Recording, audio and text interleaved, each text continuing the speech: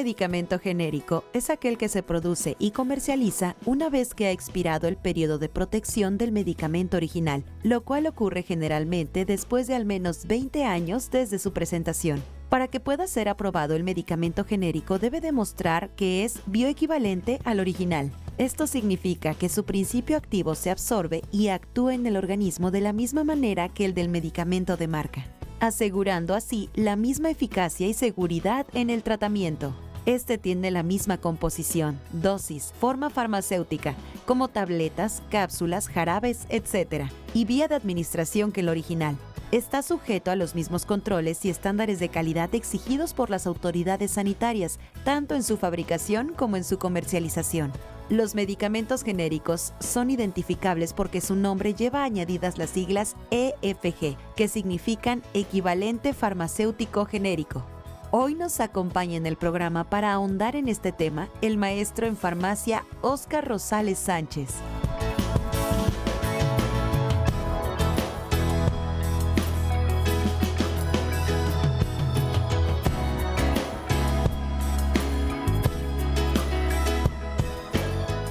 Qué gusto saludarle a través de la señal correcta, desde luego TV+, a través del 26.1 y también llegando a los hogares, a los establecimientos y a otros puntos a través de los distintos sistemas de cable. Y como escuchó usted, la principal diferencia entre un medicamento genérico y uno de marca, o también le podríamos llamar comercial, radica en su nombre y precio. Ambos contienen el mismo principio activo y son igualmente efectivos, seguros y de la misma calidad. Pero los genéricos suelen ser más económicos, ya que no tienen los costos del desarrollo y marketing asociados a la marca. Un medicamento genérico se identifica por el nombre de su principio activo, no tienen un nombre comercial propio, es decir, no se venden bajo una marca registrada y es una copia del medicamento de una marca original. Una vez que la patente de este ha expirado, suelen ser normalmente más económicos que un medicamento de marca. Y como usted escuchó, nosotros siempre recurrimos a los expertos para que nos den más detalles y hoy nos acompaña en Soluciones como invitado el maestro en farmacia Óscar Rosales Sánchez, académico de tiempo completo en la Facultad de QFB de la Universidad Veracruzana aquí en la capital. Bienvenido. Muchísimas gracias. Buenos días, Maru. Gracias por la invitación. Muchas gracias, maestro, porque pues hubo una planeación previa de este tema, de cómo sondear qué es en lo que debemos abonar, informar a la población, y esa es la misión de Soluciones, informar a la población y que podamos caminar hacia tener más herramientas para tomar decisiones. Y este tema está buenísimo porque vamos a entender qué pasa con un medicamento genérico, qué es un medicamento genérico y en qué se diferencia, por ejemplo, de uno de marca. Bueno, ¿en qué se diferencia? ¿Qué es? Bueno, muchas gracias, Maru, por la invitación, reitero el agradecimiento. Y bueno, sí, este es un tema que siempre causa controversia, polémica, sobre todo entre los médicos y demás, y pues la idea de hoy es abonar un poquito con información suficiente con respecto a ello. Y bueno, pues como mencionas, ¿qué hace diferente un medicamento genérico a uno de marca? La presentación, la manera en que nosotros lo podemos observar en una farmacia, en algún lugar cuando vamos a comprarlo.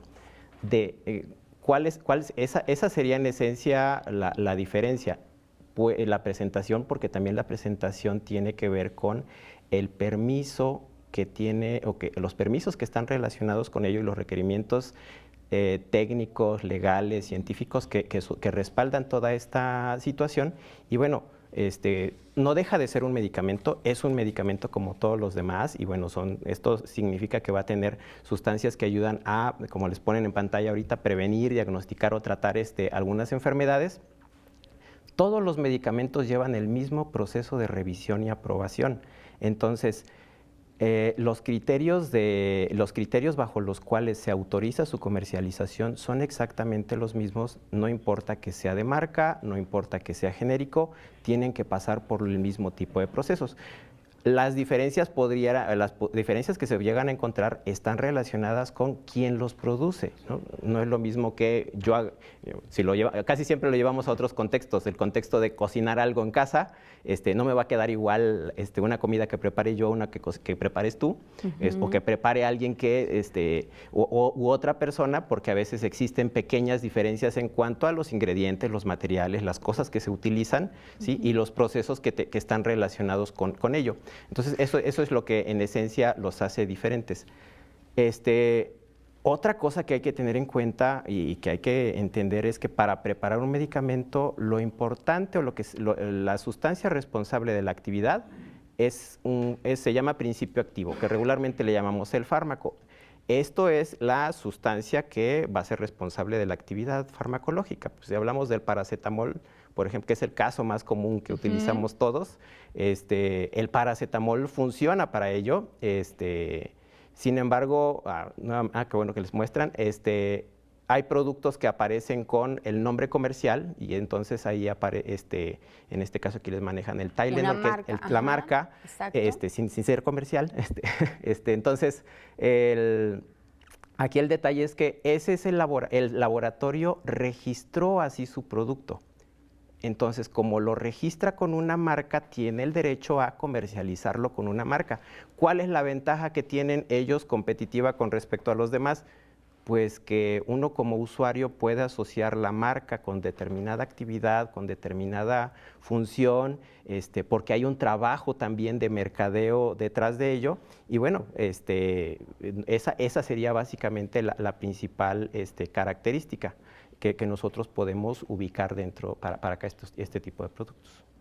Y bueno, fue muy gráfica el ejemplo para que lo vayamos entendiendo. Ahora me gustaría saber si los medicamentos genéricos, porque también se habla mucho de esto, tienen la misma eficacia que los medicamentos de marca. Sí, la deben tener porque las pruebas bajo las cuales se evalúan son exactamente las mismas, ¿no? Para que llegue un nuevo medicamento al mercado o un producto se apruebe comercialmente, por lo regular se requiere un periodo de evaluación bastante largo. Casi siempre, digamos, históricamente venía siendo como de 20 años, aunque de repente la brecha se ha ido acortando porque cada vez se hacen de modo más eficiente estos procesos de investigación. Y pues implica desde que descubren la sustancia, la caracterizan, van haciendo algunas pruebas para identificar qué es lo que va ocurriendo con ellos. Entonces se puede empezar desde la sustancia química pura o extraída de alguna fuente natural, puede ser plantas, animales o minerales.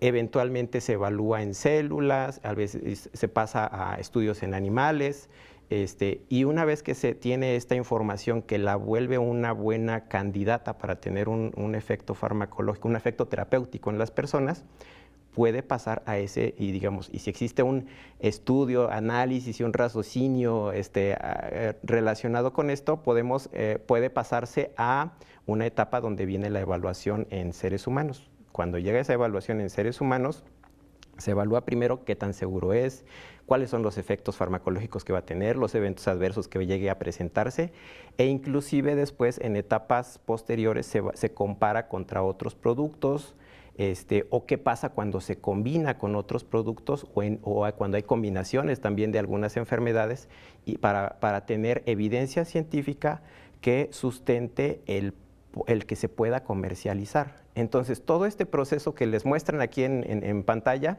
es sumamente caro, ¿no? Llega a costar miles de millones de dólares. Y entonces, ¿cuál es la estrategia que tiene la industria farmacéutica para recuperar toda esta inversión? Asociarlo a una marca, ¿no? Sacar lo asocia a una marca y además registrarlo para tener algo que se conoce como derechos de patente, que una patente no es más que una exclusividad para comercializar ese producto.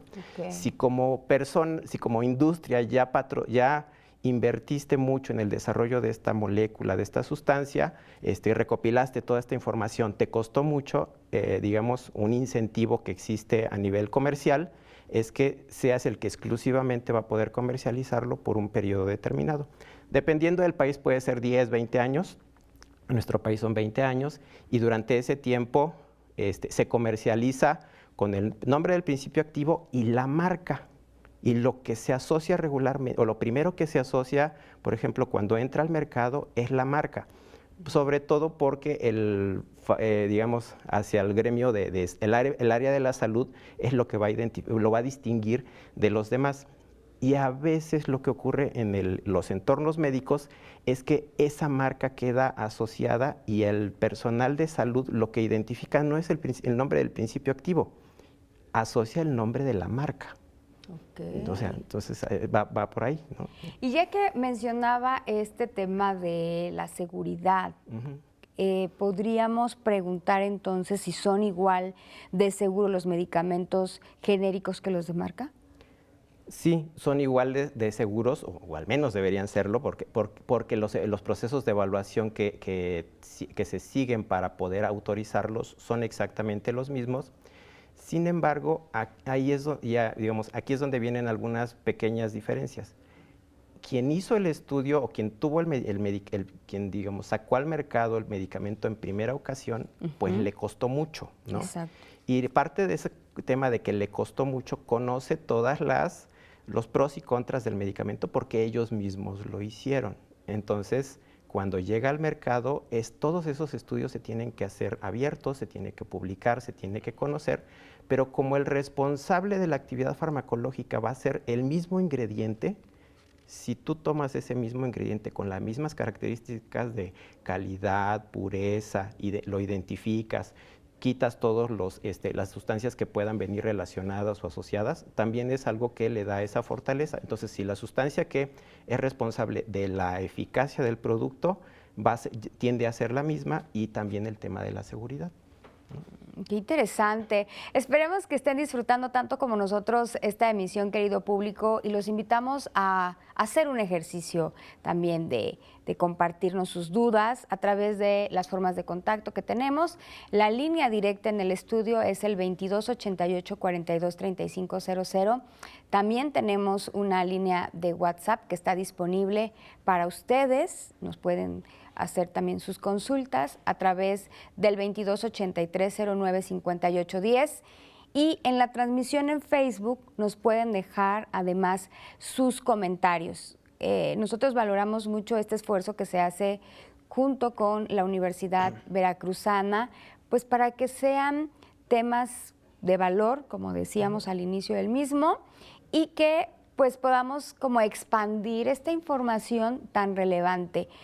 Además de todo esto que nos ha mencionado, maestro, los medicamentos genéricos, ¿podríamos decir entonces que pasan por los mismos controles de calidad que los medicamentos de marca? Calidad, seguridad y eficacia son exactamente los mismos. Hay los laboratorios que los producen tienen que demostrar. Primero hacen un trámite, digamos, la autoridad que se encarga de hacer estas evaluaciones es la COFEPRIS, y lo que tienen que hacer es armar un dossier, le llaman dossier, o un paquete de información básica, elemental para cualquier medicamento, y ahí lo que presentan es cómo se produce. Primero tiene información sobre todos los involucrados en el desarrollo de ese producto, ¿no? Quién lo fabrica, quién lo produce, quién hace las cajitas, va desde lo más básico hasta el último momento de cómo se tiene que almacenar, guardar, entregar, y las instrucciones para utilizarlo. Entonces, todo este proceso de evaluación, toda esta información viene sustentada en pruebas científicas y de laboratorio que garantizan que la calidad, en primera instancia, la calidad del producto. La seguridad y la eficacia está sustentada con las pruebas que se hacen con anterioridad durante este desarrollo del producto. Entonces, no hay mayor detalle con respecto a esto. Y aquí en pantalla, por ejemplo, les están mostrando lo que se vuelve la Biblia de los farmacéuticos, o de la industria farmacéutica, que es la Farmacopea de los Estados Unidos Mexicanos, que es el libro que aparece ahí a la izquierda. Esta es una compilación de todas las pruebas y características que debe tener un producto que va a salir al mercado. Si no las cumple, no se podría comercializar y sirve como un margen de referencia para toda la industria al momento de producir nuevos medicamentos. Productos que no vienen ahí, hay que consultar con la autoridad sanitaria cuáles serían las especificaciones que hay que tener para esos casos. Si hay desviaciones o demás, la autoridad sanitaria a través de comités de expertos y demás son quienes determinan qué es lo que tiene que ocurrir. Y lo que se va buscando en general, es armonizar todos estos eventos a nivel internacional. Los estándares que tenemos en México y los estándares que existen en Europa y Estados Unidos son muy similares o siempre tienden a homologarse, y hacia allá es hacia donde buscan mucho este cumplimiento de calidad, seguridad y eficacia. Qué valioso. Esperemos que esté tomando nota, querido público, porque esta información la puede compartir con su familia, con sus amigos. Por ahí, si ve que están teniendo dudas al respecto, pues sería conveniente que les cuente qué es lo que nos está compartiendo el día de hoy el maestro justo en farmacia. ¿Por qué los medicamentos, entonces, genéricos suelen ser más baratos que los medicamentos de marca? Son más baratos porque le cuesta menos trabajo o menos inversión a los laboratorios que producen estas, digamos, copias, ¿no? Como ellos no tuvieron que invertir en desarrollo, investigación, y todo este paquete de pruebas que se necesitan para este proceso, lo que tienen que invertir es en instalaciones, personal, a las evaluaciones que se le tienen que hacer a los productos. Esto les permite abaratar costos, ¿sí?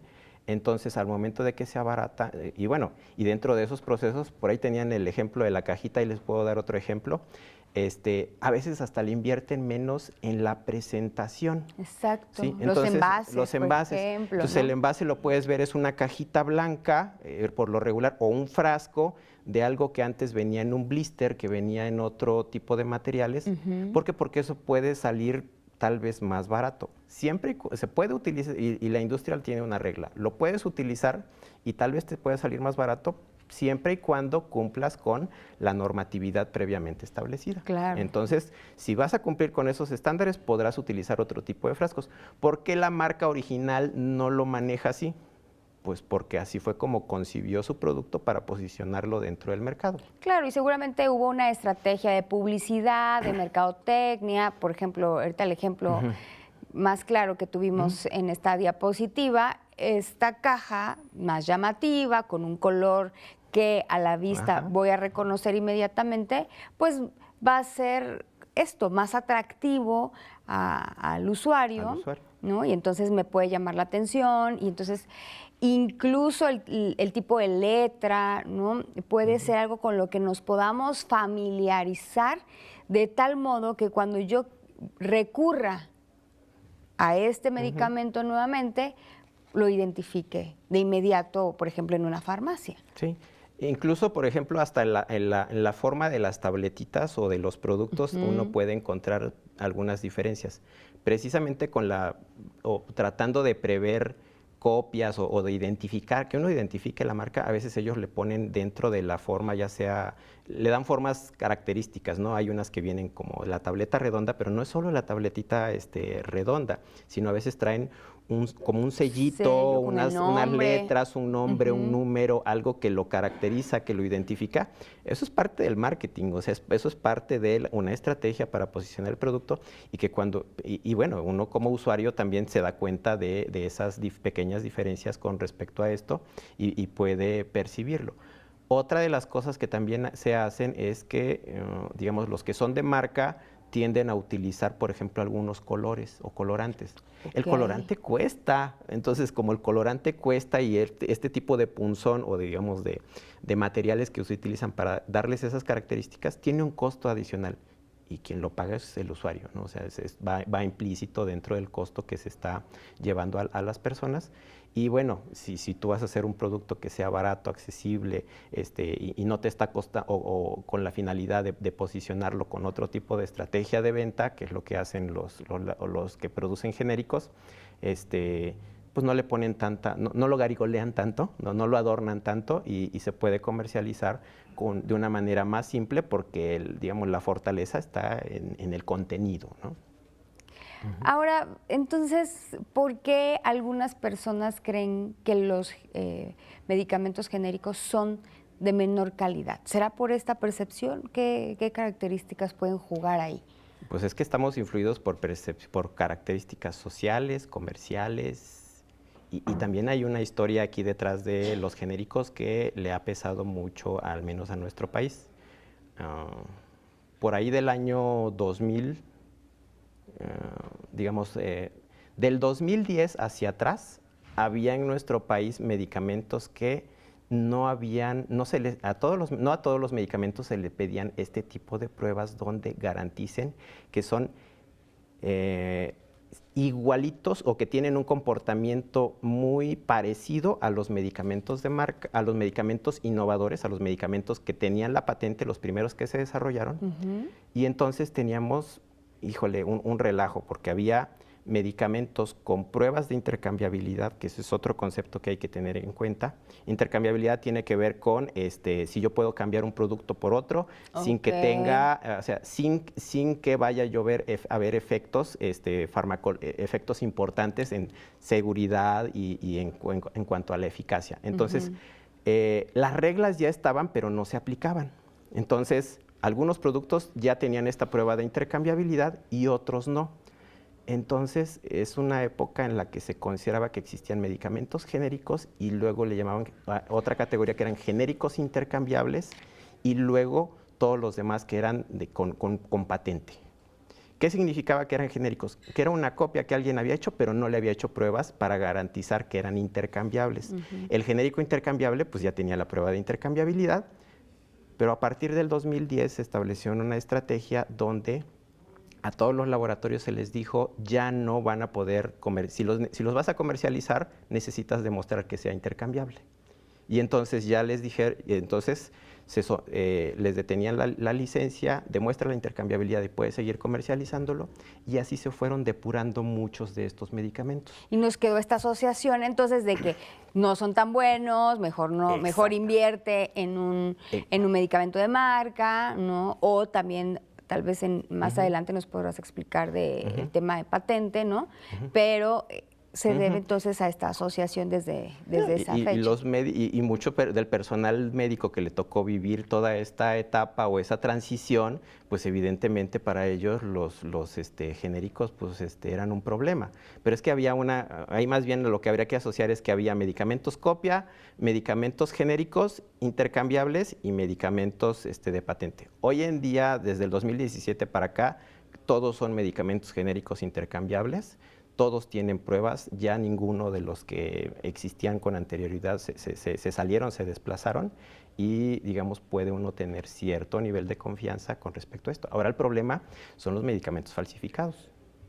O el problema puede ser las condiciones bajo las cuales almacenamos nosotros los medicamentos en casa o la manera en que los usamos, ¿no? ¿Por qué? Porque, claro, y no confundir esto. Porque a veces a uno culturalmente uno también dice, bueno, alguien tiene que ser el culpable, menos nosotros, ¿no? Exacto, siempre además.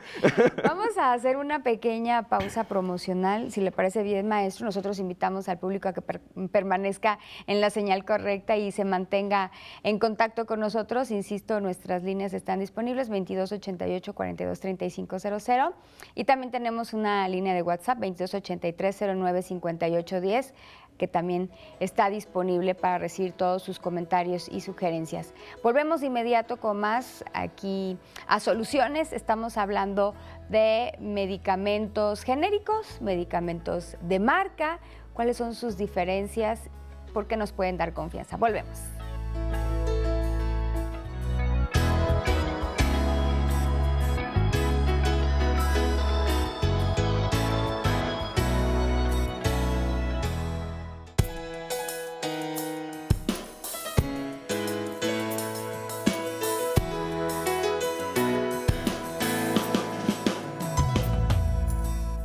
La exclusividad de una patente generalmente dura 20 años y dicha empresa puede fabricar y vender ese producto.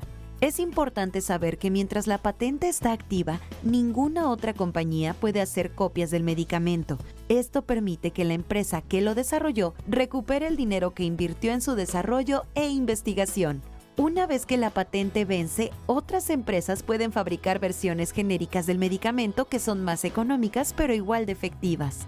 En el país siempre se han vendido medicamentos con los mismos ingredientes y en las mismas presentaciones, pero los medicamentos genéricos empezaron a usarse oficialmente en 1998. Sin embargo, el 1 de marzo de 2022, en la Ciudad de México, la Cámara de Diputados aprobó un cambio en la Ley General de Salud para que los doctores receten medicamentos usando su nombre genérico, no el de la marca. Esperamos aclarar sus dudas a través de Facebook o por medio de WhatsApp al 2283-095810. Continuamos platicando con el maestro en farmacia, Óscar Rosales Sánchez.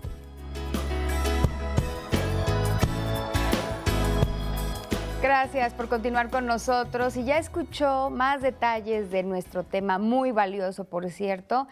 Y es que efectivamente los medicamentos genéricos y los medicamentos de marca comparten el mismo ingrediente activo, como lo hemos visto en el transcurso del programa, pero otras características como el color, el sabor, que no afectan el rendimiento, la seguridad o la efectividad del medicamento genérico pueden ser diferentes. También la diferencia entre medicamentos de marca y genéricos radica en las circunstancias de su producción, mientras que un medicamento de marca se refiere al nombre dado por la empresa productora, un medicamento genérico se refiere a un medicamento producido a partir del principio activo del medicamento de marca. Pues continuamos platicando con el maestro en farmacia Óscar Rosales Sánchez, académico de tiempo completo en la Facultad de QFB de la Universidad Veracruzana aquí en la capital. Y pues también otra pregunta del millón, maestro, sería si todos los medicamentos de marca ya cuentan con una versión genérica en el mercado disponible. No todos. Mientras tengan esta protección, hay medicamentos que salen al mercado y mientras tengan esta protección de patente es una exclusividad. Entonces, solamente vamos a encontrar el medicamento con la patente y asociado a su marca individual, y eso se va a comercializar así hasta que expire, en ese caso, la patente. Regularmente dura como 20 años, aunque en algunos casos llegan a extenderla si le encuentran, si hay procesos de investigación y evidencia que sustente que le encuentran nuevas aplicaciones, es donde se puede extender esta posicionamiento o esta permanencia en el mercado. E incluso cuando va a expirar la patente, por ejemplo, como las patentes se registran a nivel internacional y muchas veces también primero en Estados Unidos, el mercado nacional o los laboratorios nacionales como que están muy al pendiente de ver cuáles son los que van a expirar el próximo año pronto, y entonces empiezan a buscar una estrategia para ver o hacer los estudios y las valoraciones para ver si se comercializa, si se produce, cuáles valdría la pena sacar, ¿no? O empezar a hacer el trámite, sobre todo porque son trámites o son las pruebas previas se pueden llevar como 2 años más o menos en este proceso de producción, ¿no? Y hay una inversión detrás de eso. Hasta aquí todo parece indicar que estamos frente a dos productos prácticamente iguales, pero ¿puede un paciente notar la diferencia al cambiar de un medicamento de marca a uno genérico? No, sí, hay cosas en las que se va a dar cuenta. Hablábamos ahorita de la presentación, la forma de la tableta, el color, pero sin embargo en términos de la seguridad, o sea, el efecto, la seguridad y la eficacia, o sea, estos son los efectos que va a tener sobre su salud, sobre todo no deberían cambiar, o sea, deberían mantenerse, deberían ser los mismos. Más adelante les explico, hay algunos casos especiales donde sí no se recomienda sustituir el medicamento de marca por el genérico, y son denominados medicamentos de estrecho margen terapéutico. Pero bueno, sin embargo, como paciente no se va a dar cuenta o no debería darse cuenta, y es más, si uno se da cuenta, uno debería reportarlo, y ahí es donde también viene la importancia. A mí nos estamos muy en contacto siempre con el personal de salud, con los médicos, y hay médicos que dicen, no, es que sí hay diferencia. Bueno, sí hay diferencia, ¿y ya la reportaste? Porque esa también es otra obligación. Claro. Hay programas de farmacovigilancia, programas en los que se monitorea la seguridad y la eficacia de los medicamentos, y todo el personal de salud tenemos la obligación de hacer este tipo de reportes, ¿no? Entonces, si alguien como médico detecta o personal de salud detecta que hay cambios y que el medicamento no está funcionando, es lo primero que se tiene que reportar. Casi siempre se asocia, digamos, la norma es la 220, lo asociamos como normas de farmacovigilancia. Lo que se buscan son eventos adversos. El primer gran evento adverso que se tiene que reportar es el que tiene que ver con una falla en eficacia y una falla en seguridad, ¿no? Todo lo demás puede venir derivado de ello, y entonces ahí también habla de pues un compromiso o tal vez una falta de difusión de cómo hacer este tipo de reportes, porque habría que recopilar la información del medicamento, la situación del paciente, para ver si exactamente le podemos echar la culpa o bueno, podemos justificar como agente causal al medicamento, ¿no? Y no otras prácticas que o prácticas o situaciones que pudiera estar atravesando el paciente, como puede ser como otros padecimientos que esté transitando en ese instante, o el consumo de otro tipo de productos, ¿no? Entonces, esto que decíamos antes de la pausa, a veces es fácil echarle la culpa a alguien más. No, hay que hacer un análisis crítico y de la situación y completo de la situación, para ver si realmente es el medicamento, y bueno, eso es algo que también se puede hacer, y hay elementos con que hacerlo. Otra pregunta, maestro, que pues prácticamente va a resolver muchas dudas del público. ¿Qué tan cierto es, o si es cierto, que los médicos prefieren recetar medicamentos de marca a los genéricos? Híjole, ahí el detalle está en que, cualquiera que sea médico y no podrá desmentir, es que existe la figura del visitador médico. El visitador médico es una persona que trabaja para la industria farmacéutica con la idea de posicionar sus productos dentro. Como un promotor. Es un promotor de un producto, y va de consultorio en consultorio a ver y hay médicos que abren la puerta y hay otros que deciden cerrarla, ¿no? Los que abren la puerta evidentemente están influenciados por esto, ¿no? Se da sobre todo en el sector privado, ¿sí? Si de repente uno como paciente identifica que hay alguien con un maletín grandote, muy arreglado, visitando al médico, puede darse cuenta de que ese es un visitador médico. Y regularmente son muy discretos, pero están ahí. Y a veces lo que hacen son campañas para promocionar el producto, y hay algunos incentivos que le manejan al personal de salud. Esto ha sido algo muy cuestionado por años. Se dice, hay reglas alrededor de cómo se debe hacer esto. Se prefiere que no se haga. No debería existir, pero es algo que sigue permeando no solo en nuestro país, en todo el mundo, ¿no? Es algo que ocurre.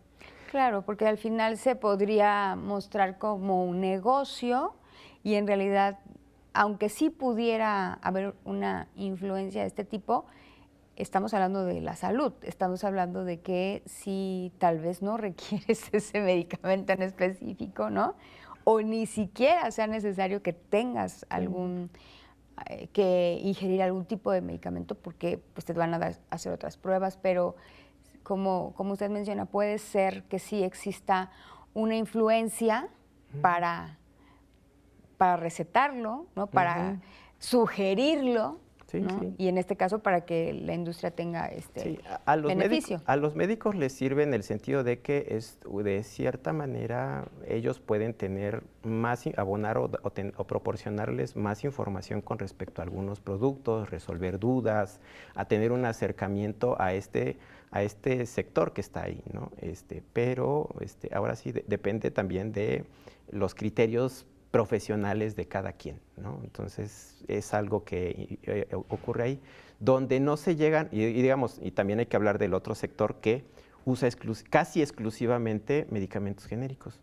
Las instituciones de salud públicas, o sea, el Seguro Social, IMSS, CESBER, ISSSTE y demás, ellos en sus procesos de licitación y compra de medicamentos lo que buscan es pagar algo que les reduzca los costos o el precio de los productos que van a comprar. Y bueno, ahí lo que ellos buscan sobre todo son medicamentos genéricos. Si hemos pasado por un proceso de hospitalización en alguna de estas instituciones, seguramente lo que nos dieron son medicamentos genéricos, y eso es lo que se utiliza dentro de estas instituciones. Ahí lo que se debe cuidar es que hayan los medicamentos en la cantidad y del tipo de medicamento que se necesita, ¿no? Muy bien. Ahora vamos a otros asuntos que también me parece que tenemos que despejar el día de hoy. Es qué impacto puede tener el uso de genéricos en el sistema de salud y el de los costos para el paciente. Bueno, adquirir un producto que tiene el mismo ingrediente, hace muchos años existía una campaña que era las paletas de limón, ¿no? Pero las paletas de limón, si las compras en un lado, saben diferente a otro porque los ingredientes pueden llegar a ser diferentes. Era algo que también se cuestionaba y se justificaba. En términos de digamos, eso afecta en términos de muchos productos y ahí el marketing influye de manera importante. Pero aquí lo que se busca es un efecto farmacológico y un perfil de calidad y de seguridad similar. Entonces, lo que se tiene aquí es pruebas sustentadas científicamente para garantizar que funcionen de esa manera, ¿no? Existirán diferencias, podría existir o no, no deberían, no las hay. Y la ventaja, digamos, y la principal ventaja que tiene nuestro sistema de salud cuando adquiere productos que de esta naturaleza que son genéricos, son más baratos, son más accesibles. Inclusive el que existan varios laboratorios produciéndolos hace que los precios bajen. Okay. Sí, porque si alguien produce única y exclusivamente un producto, pues le puede poner el costo que él quiera, ¿no? Pero cuando son varios, inclusive te puede hablar de variedad de presentaciones, la manera en que se dispone, los precios tienden a disminuir, y ahí es donde tanto las instituciones de salud como nosotros como usuarios podemos tener algunas alternativas.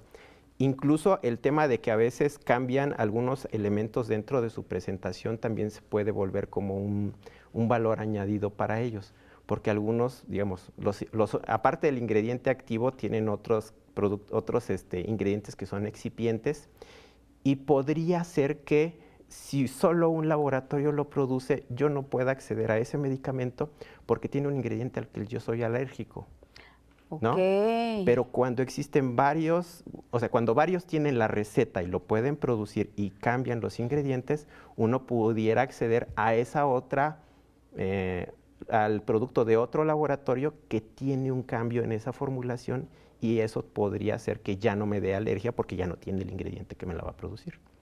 Qué valioso y qué relevante, ¿no? Algo que tal vez no pensaríamos en esta variante.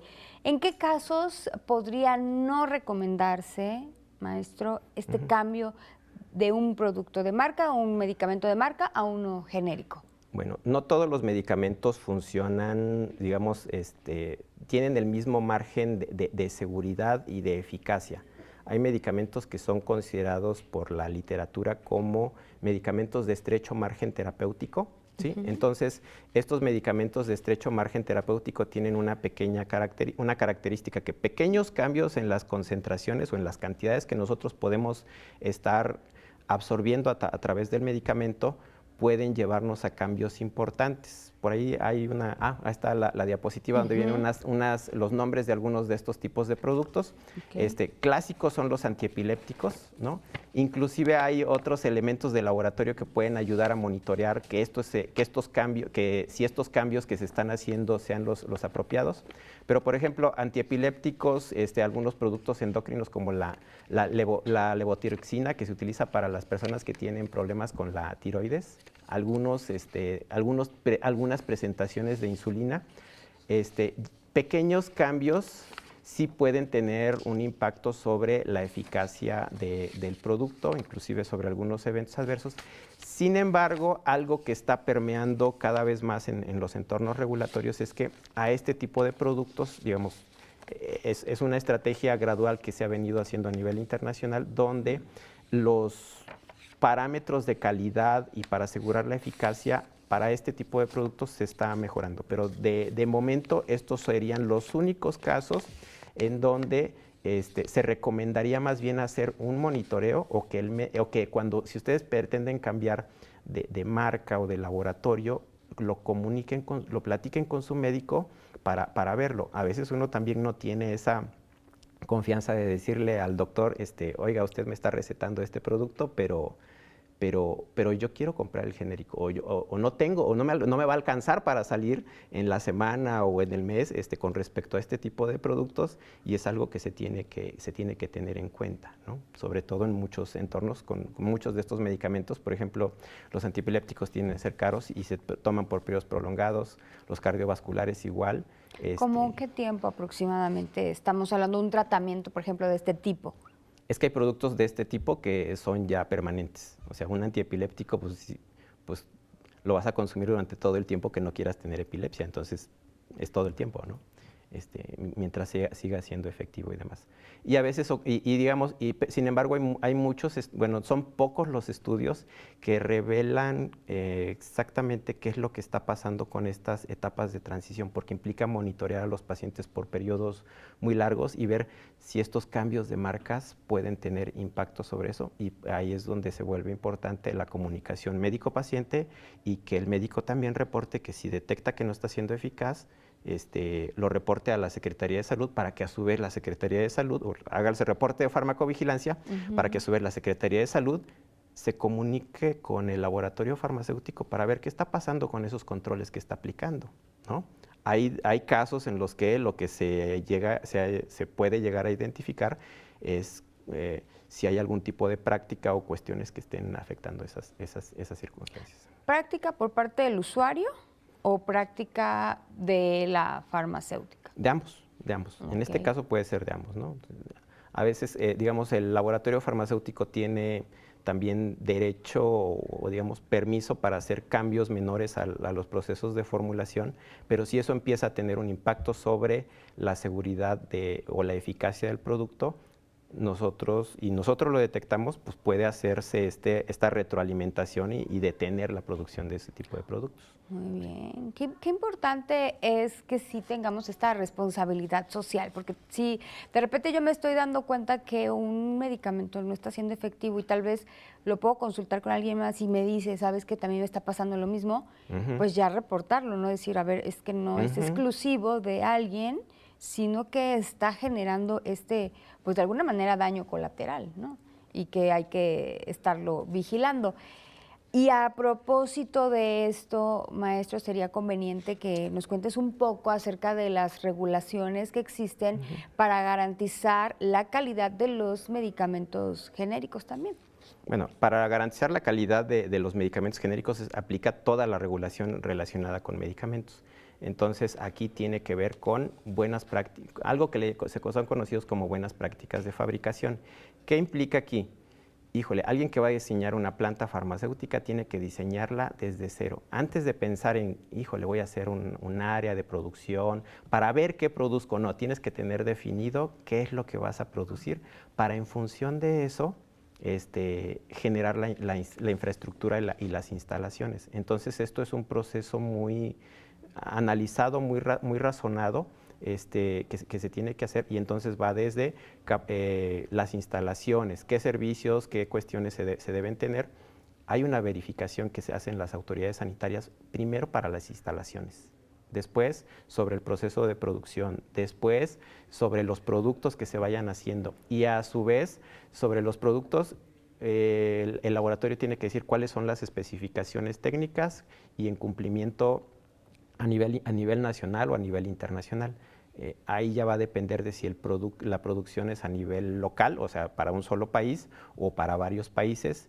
Y bueno, ahí al menos en nuestro país sí está muy fortalecido porque, por ejemplo, es considerado como 11º país que más medicamentos produce en cuanto a su sector farmacéutico, y produce medicamentos de buena calidad que incluso se exportan a otros países, y entonces tienden a tener estándares que no solamente satisfacen la regulación nacional, sino la regulación internacional. Y de ahí vienen varias normatividades, normas para las buenas prácticas de fabricación de medicamentos, normas de estabilidad, la norma 177, que en este caso tiene que ver con la intercambiabilidad, que única y exclusivamente ve cuáles son las pruebas que van a garantizar que el medicamento sea intercambiable, o sea, que va a tener las mismas características que el medicamento de patente.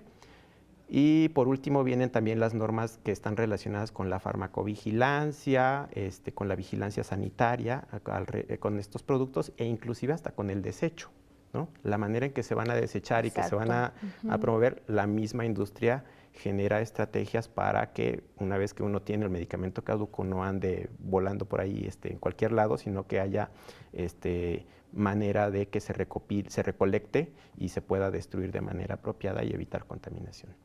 Qué interesante este dato acerca de que podríamos estar en la posición número 11 de los países que producen medicamentos, y así como lo menciona, que pudieran estarse exportando.